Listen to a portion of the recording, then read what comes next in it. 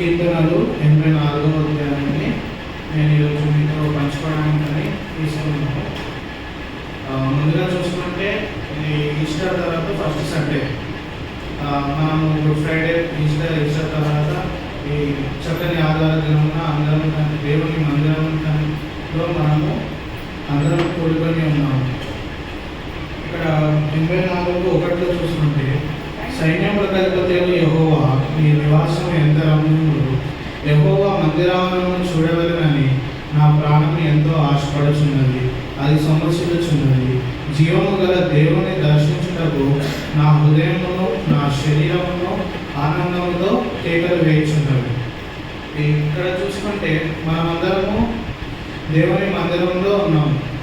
మనమందరము దేవుని మందిరాన్ని చూడవలసి వచ్చామా, లేదంటే దేవుని మందిరంలో ఆరాధించడానికి వచ్చామా? దేవుని మందిరాన్ని ఆరాధించడానికి వచ్చాం. అసలు ఎందుకు ఆరాధిస్తాం మనం దేవుణ్ణి?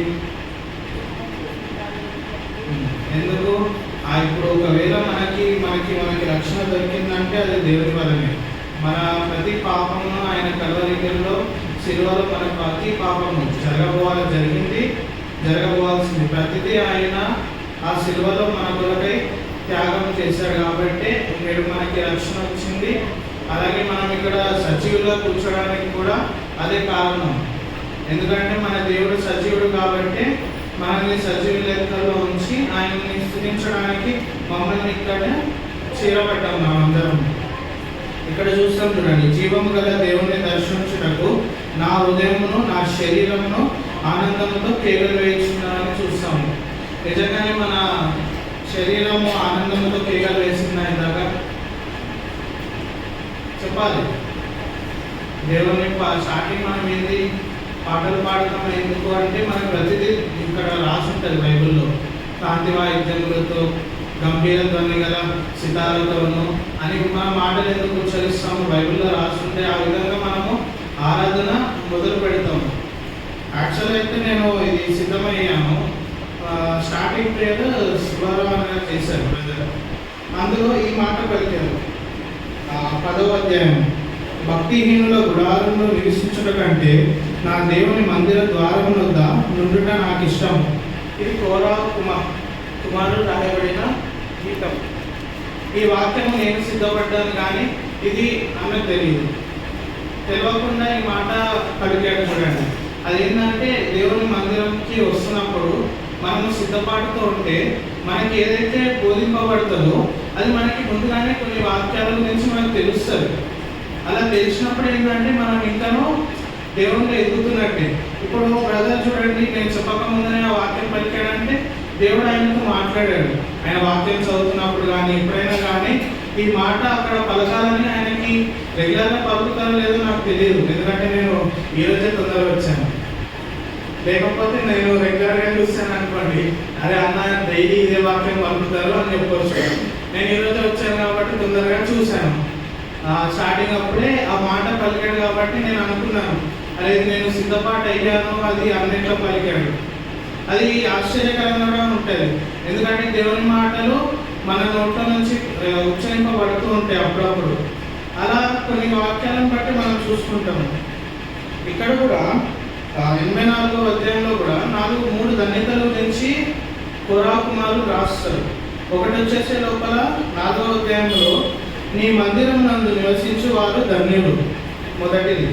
రెండోది వచ్చేసే లోపల నీ వలన బలమునందు మనుష్యులు ధన్యులు. మూడోది వచ్చేసే లోపల నీ యందు నమ్మిక ఉంచువారు ధన్యులు. ఫస్ట్ ఏమన్నారు? నీ మందిరంలో నివసించువారు ధన్యులు. రెండోది వచ్చేసే లోపల నీ వలన బలమునందు మనుష్యులు ధన్యులు, నీ యందు నమ్మిక ఉంచువారు ధన్యులు. మొదటిగా మనం అనుకుంటాము మందిరంలో నివసించువారు ధన్యులని ఇచ్చాడు. ఇప్పుడు మనం అందరం ఎక్కడ ఉన్నాము? మందిరంలో. అంటే మన మందిరం ధన్యులమే. బట్ రెండవది మనకి ఎలా లింక్ అవుతుంది? నీ వలన బలమునందు మనుష్యులు ధన్యులు. మనం ఎప్పుడు దేవుని బలమును ఉంటాం. సపోజ్ ఇప్పుడు చూడండి, ఒక చెట్టు పెరగాలి, ఒక చెట్టుకి ఏమైనా కావాలంటే చెట్టు ఎక్కడ ఉండాలి? భూమిలో ఉండాలి. ఆ భూమి సారవంతమై ఉండాలి. అట్టి విధంగానే మనము మందిరంలో మనం బలం పొందాలంటే వాక్యం ఉండాలి, ప్రార్థన ఉండాలి, ఆ వాక్యము మనము ఎరిగి ఉండాలి. ఆ వాక్యంలో ఇంకనూ మనము సారవంతంగా మనం ఆ వాక్యం పట్ల ఉంటేనే మనం ఆయన యందు బలము పొందుతాం. లేదంటే జస్ట్ ఏదో మందిరంకి వచ్చాము, ఒక ధన్యత మనకు వచ్చేసింది, ఇక చాలు అనుకుంటే కాదు. మనకి అన్ని ధన్యతలు కావాలి. ఎందుకంటే దేవుడు మన ప్రతిదీ లిఖింపబడుతుంది కాబట్టి ఆ ధన్యతలు మనకి ఎప్పుడు పనికొస్తాయి? రేపటి రోజు ఎప్పుడైతే మనకి జడ్జిమెంట్ డే ఉంటుందో, తీర్పు తీర్చు దినమునందు ప్రతిదీ లెక్కలో ఉంటుంది.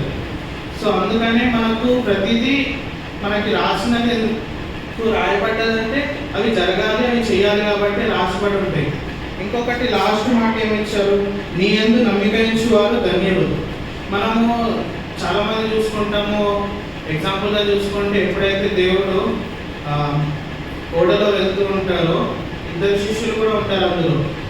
దేవుడు ఏంటంటే వాళ్ళని ఫస్ట్ వెళ్ళిపోమంటారు. వెళ్ళిపోమన్నప్పుడు వాళ్ళు కూడా స్టార్ట్ చేసుకొని వెళ్ళిపోతూ ఉంటారు. ఆల్మోస్ట్ వెళ్ళిపోయినా కానీ దేవుడు ఇంకా రాకుండా ఉంటాడు. అప్పుడు ఒక తెల్లని వస్త్రము ధరించుకొని ఒక మనిషి ఒక ఆకారము నడుచుకుంటూ వాళ్ళ ఓడ దగ్గరకు వస్తుందని మనం ఆ వాక్యాన్ని విన్నాం. అందులో ఎప్పుడైతే దేవుడు లేచి నడవమంటాడో కొంచెం వరకు వచ్చినప్పుడు దేవుడిని చూశాడు కాబట్టి ఆయన స్ట్రైట్గా నడిచాడు, నీటిలో నడిచాడు. నీటిలో నడవడం అనేది ఇంపాసిబుల్. ఇప్పుడు ఓదంతా తీసుకొని వచ్చి మొన్న అక్కడ బాప్టిజం తీసుకున్నారు, నీటి మీద నడవలేదు, నీటి మునిగారు అంతే. ఎందుకంటే ఇప్పుడు మునుగుతాం అది వాటర్ అన్నాక.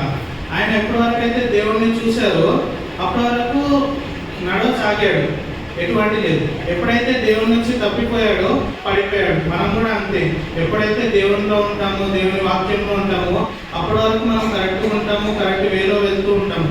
కొంచెము డీవియేట్ అయినా కానీ మనం పడిపోతాం.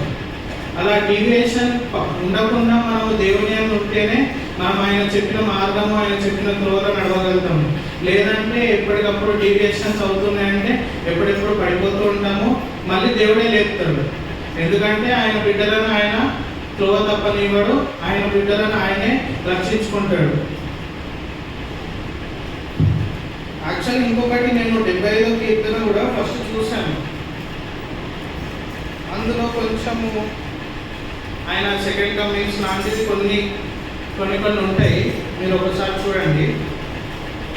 దేవా, మేము నీకు కృతజ్ఞతాస్తుతులు చెల్లించుచున్నాము, నీవు సమీపముగా ఉన్నావు.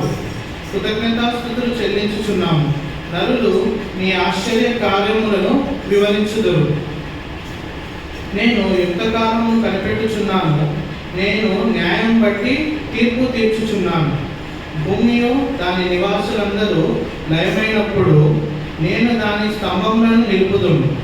అహంకారులై ఉండకూడని అహంకారులకు నేను ఆజ్ఞయించుచున్నాను. కొమ్ము ఎత్తకుడి, ఎత్తుగా కొమ్ము ఎత్తకుడి, పొగరు పట్టిన మాటలాడకుడి అని భక్తిహీనులకు నేను ఆజ్ఞయించుచున్నాను. తూర్పు నుండి అయినను పడమట నుండి అయినను అరణ్యము నుండి అయినను హెచ్చుగలగదు. దేవుడు తీర్పు తీర్చువాడు.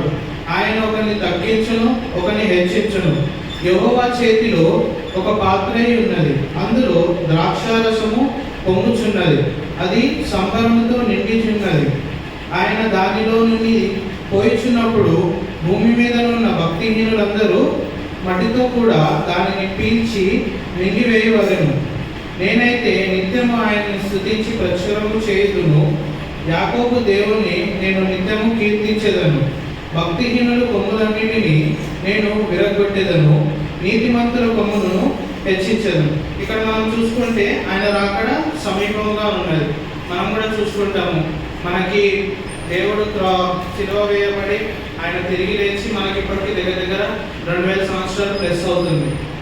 అయినను మనము ప్రతి ఇయర్ కూడా సెలబ్రేట్ చేసుకుంటాం. ఎందుకంటే అది మనకి సెలబ్రేషన్. ఆయన సిలువ వేయబడకపోతే నేడు నీకు నాకు రక్షణ రాదు కాబట్టి ఆయన సిలువ వేయబడ్డా కానీ మనము దాన్ని గుడ్ ఫ్రైడేనే అంటాము, బ్యాడ్ ఫ్రైడే, బ్లాక్ డే మనం. ఎందుకంటే అది మంచి శుక్రవారం. ఆ శుక్రవారం లేకపోతే నేడు నేను ఇక్కడ ఉన్నాను, మీరు ఇక్కడ ఉండరు.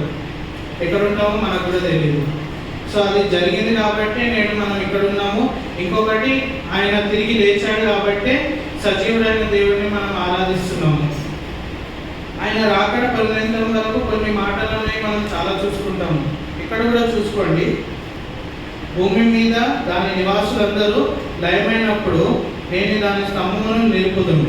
అహంకారులై ఉండకూడని అహంకారులను నేను ఆజ్ఞ ఇచ్చుచున్నాను. అంటే ఇప్పుడు మనము ఇట్లా గురించి కూడా నేర్చుకోవాలి. ఒక్కొక్కసారి మనలో కూడా అహంకారం వస్తుందేమో. ఆ అహంకారం వచ్చినప్పుడు మనకి కూడా ఆజ్ఞ ఇస్తున్నాడు దేవుడు. ఇక్కడ ఎందుకు అవన్నీ తగ్గించుకోవాలని మనకి ఇక్కడ చెప్పాడు. కొమ్ము ఎత్తకుడి, ఎత్తుగా కొమ్ము ఎత్తకుడి, పొగరు పట్టిన మాటలు ఆడకుడి అని భక్తిహీనులకు నేను ఆజ్ఞ ఇచ్చుచున్నాను. ఇవన్నీ మనకే ఇస్తున్నాడు ఈ ఆజ్ఞలను. ఏమో మనం ఒక్కొక్కసారి దేవుడు మనకి నిర్ణయిస్తూ ఉంటాడు. ఇచ్చాడని దేవుడిని మనము తప్పిపోయి దేవుడి కన్నా మనం పెద్దని కాదు.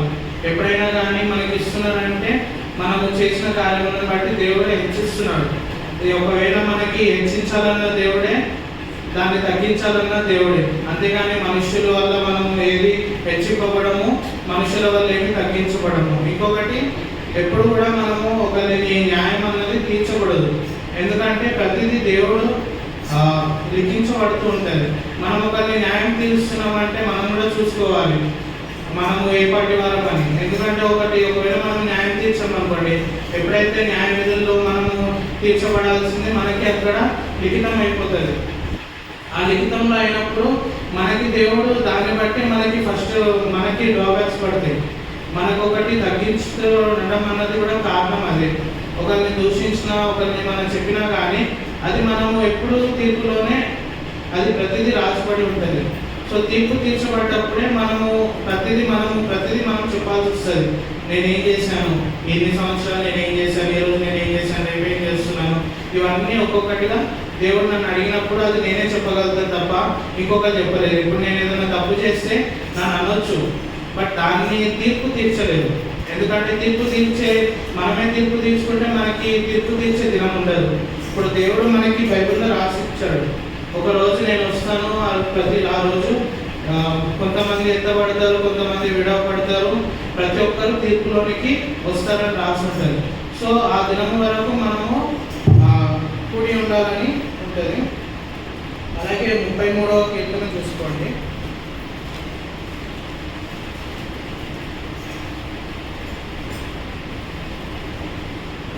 ఇక్కడ ఈ 33వ కీర్తనను బట్టి కొన్ని మాటలు దేవుడు మనకి తెలియజేస్తాడు. ఆయన సృష్టించినవి ప్రతిదీ. ఈ మాటలతో మనము ఆయనని ఆరాధించాలని మనవి. నీతిమంతులారా, యెహోవాను బట్టి ఆనందగానం చేయుడు. స్తుతి చేయుట యథార్థవంతులకు శోభస్కరము. సితారాతో యెహోవాను స్తుతించుడి, 10 తంతుల స్వరమండలముతో ఆయనను కీర్తించుడి. ఆయన గూర్చి నూతన కీర్తన పాడుడి, ఉత్సాహధ్వనితో ఇంపుగా వాయించుడి. యెహోవా వాక్యము యథార్థమైనది, ఆయన చేయనదంతయు నమ్మకమైనది. ఆయన నీతిని న్యాయమును ప్రేమించుచున్నాడు. లోకము యెహోవా కృపతో నిండి ఉన్నది. యెహోవా వాక్కు చేత ఆకాశము కలిగెను, ఆయన నోటి ఊపిరి చేత వాటి సర్వస్వము కలిగెను. సముద్ర జలములను రాశిగా కూర్చువాడు ఆయనే, అగాధ జలములను పొట్లతో కూర్చువాడు ఆయనే. లోకులందరూ యెహోవా యందు భయభక్తులు నిలుపవలెను. భూలోక నివాసులందరూ ఆయన వేరవలెను. ఆయన మాట సెలవీయగా దాని ప్రకారం ఆయను ఆజ్ఞాపింపగానే కార్యము సిద్ధపరచబడను. అన్యజనులను ఆలోచనలను యెహోవా వ్యర్థపరచును. జనముల యోచనలను ఆయన నిష్ఫలముగా చేయును. యెహోవా ఆలోచన సదాకాలము నిలుచును, ఆయన సంకల్పము తరతరములు ఉండెను. ఇక్కడ మనం చూసుకోవచ్చు, దేవుడు ప్రతిదీ ఆయన చేసిందే. భూమిలో, ఆకాశములో, జలములను, ప్రతిదీ మనుషులతో సహా దేవుడు సృష్టించాడు. కాబట్టి మనము దేవుడిని ఆరాధించాలి. మనం ముందు కూడా చూసుకున్నాము, ఆయన ఆరాధించాలంటే ఆత్మతోనూ సత్యముతోనూ చెప్పాలి. మొత్తం 3 ఉంటాయి. ఆత్మతోనూ సత్యముతోనూ పూర్ణ హృదయముతోనూ పూర్ణ ఆత్మతోనూ, ఈ 4 విషయాలతో ఆయన ఆరాధించాలి. మనం ఇక్కడ ఆరాధించడానికి వచ్చాం కాబట్టి అందరూ ఆరాధించాలని మనం. ఎందుకంటే ఇప్పుడు ప్రతిరోజు మనం ప్రార్థన చేసుకుంటాం ఇంట్లో. పొద్దున్న నుంచి సాయంత్రం వరకు కాపాడాడు దేవుడు అని రాత్రిపూట చేసుకుంటాము. పొద్దున్న పూట రాగానే మనం బయటికి వెళ్ళేటప్పుడు, ఎవరైనా ఇంట్లో వాళ్ళు వెళ్ళేటప్పుడు కానీ ప్రతిదీ ప్రార్థనతోనే స్టార్ట్ చేసుకుంటాం. కానీ దేవుడిని మనం ఆరాధించడానికి ఒక రోజే ఉంది, అది సండేనే. ఆయన మందిరంలో ఆరాధిస్తే ఏంటంటే ఎక్కడైతే మనకి కూడా వాక్యాలు ఉన్నాయి కదా, ఎక్కడైతే 3-4 కూడి ఉంటారో ఆయన మన మధ్యలో ఉంటాడు. ఇప్పుడు మీ ఆరాధనలన్నీ దేవుడు వినడానికి ఇక్కడ ఉన్నాడు. అయితే ఎవరైతే తన స్వరము వైపు తమ ఆరాధనలో ఆయనకి చెల్లిస్తారో ప్రతి ఆరాధన దేవుడు వింటాడు. ఆరాధనలో మనము వ్యక్తిగత ప్రార్థనలు అనేవి ఉండకూడదు. ఆయన చేసిన కార్యములను బట్టి ఏదైతే మన జీవితాలలో జరిగాయి, మనము బతుకుండడం కూడా అదొక ఆరాధనే. మనం సిద్ధపాటుగా ఉంటేనే దేవుని యందు మనము లేపబడతాము, ఆయనతో కలిసి మనము భోజనం చేస్తాము. లేదంటే విడవబడట మనకు తెలుసు, విడవబడితే ఎంత క్రోధం ఉంటుందో, ఎంత ఎన్ని శిక్షలు ఉంటాయో అవన్నీ మనకి బైబిల్లో రాసున్నాయి. అవి రాసున్నా కానీ, అవి చదివినా కానీ మనం ఇంకా మారకపోతే మాత్రం అది సమీపంలో ఉన్నదనే రాసి ఉంటుంది. ఎందుకంటే దేవుడు ఒక దినము 1000 దినములతో సమానము. అంటే ఇప్పుడు 1000 సంవత్సరాలు అయిపోతే ఒక దినం అయినట్టు. దేవుడు ఒకవేళ 3rd డేకి వద్దాం అనుకుంటే, లేదా 2nd డే తర్వాత వద్దాం అనుకుంటే మనకి 3000 ఇయర్స్లోనే రావచ్చు. లేకపోతే ఇప్పుడు నెక్స్ట్ సెకండ్లో కూడా దేవుడు వచ్చే ఛాన్సెస్ ఎక్కువ ఉంటాయి. బట్ అది వచ్చినప్పుడు నీవు నేను సిద్ధంగా ఉన్నావా, అదే ప్రశ్న. ఆ సిద్ధపడ్డ జీవితంలో మనం కలిగి ఉండాలని మనవి. ఈ ప్రతి వాక్యమును బట్టి ప్రతి ఒక్కరూ ఆరాధించాలని చిన్న మనవి.